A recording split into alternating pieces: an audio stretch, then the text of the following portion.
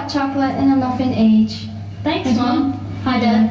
How was school? Good. We have to do this project about the 50s and 80s. It's a whole class thing. We're doing the 80s. We're making a time capsule, so we need to find out what you guys remember. And what you'll put in a time capsule, that will be buried for 50 years. The 80s. I don't think much happened. It always seemed a bit of a nothing decade. That was because you were such a quiet good girl.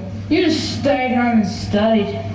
Mom? That's so boring. It's not boring. My study is why I have a great job now, and we get to go overseas holidays. Anyway, I didn't stay home all the time. I was a protester. You?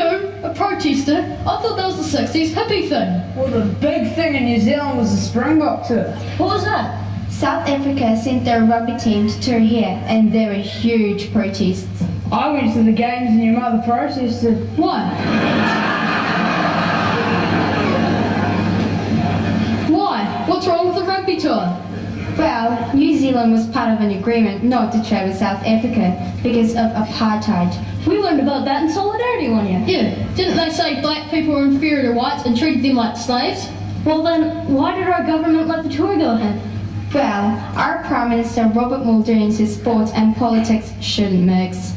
I agreed at the time. I thought it was just a rugby game.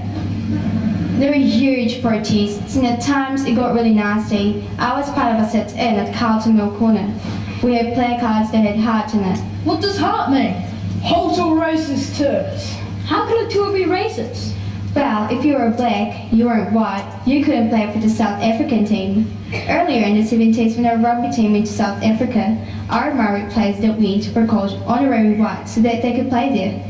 The protesters also challenged free Nelson Mandela. Everyone's heard of him. He's president of South Africa. Yes, but at that time he was a political prisoner.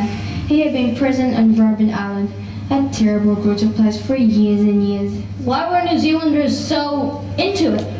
Well, New Zealand has always been a nation that takes its sport, especially rugby, very seriously, and so does South Africa. The large protest groups like Amnesty International thought that his trade sanction weren't working, they were refusing to play with their might. And it did. When Nelson Mandela was freed, he thanked New Zealand for their part of helping to end apartheid in South Africa. Whoa, way to go. My mum's a radical. Anything else happen in the 80s? The Berlin Wall came down. Your mother and I were there on our OE. We got some pieces of it you could have for your time capsule if you like. We could put a note in so we could get it back in 50 years' time. Shoulder pads. Shoulder pads? That's a bit random, Mum. No, shoulder pads were the in thing in fashion. The bigger, the better. What looks like red-armed players. Oh, I never broke up.